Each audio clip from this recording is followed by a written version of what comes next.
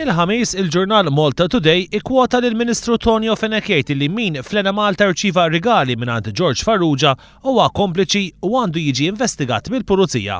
Evarist Bartolo qal li issa lill-Ministru Tonio Fenech irċieva rigal mingħand George Farrugia dan ifisser illi huwa imdaħħal ukoll fl-iskandlu taż-żejt.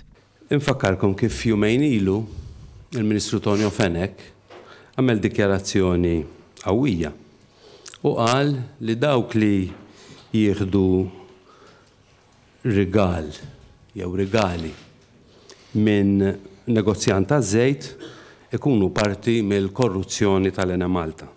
Għandna front page hawnhekk ċert li rajtuha u qed jagħmel dikjarazzjoni qawwija bħal dik.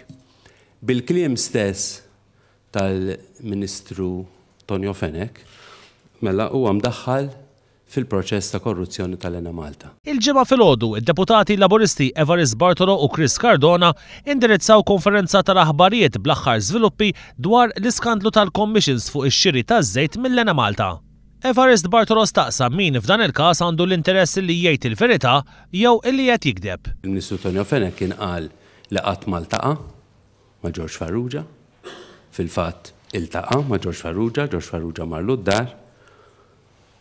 U qal ukoll li qatt ma rċieva rigal minn George Farrugia. U fil-fatt aħna nafu li irċieva dan ir-rigal. Il-mistoqsija tagħna hi f'din l-istorja min għandu l-interess jgħid il-verità u min għandu l-interess jikdeb. Min-naħa tiegħu Chris Cardona nota li dakinhar li ingħatat il-proklama fit-8 ta' frar, Tonio Fenech għażel illi ma jattendix għal dik il-laqgħa daqstant importanti tal-kabinett biex minflok għażel illi jmur fuq programm televiżiv. Chris Cardona qal illi f'dal każ għandna żewġ verżjonijiet. Staqsa x'tista' tkun il-motivazzjoni illi George Farrugia jikdeb meta hu konxju tal-kundizzjonijiet tal-proklama fosthom dik illi jgħid il-verità. Min qed jgħid il-verità u min qiegħed jikteb.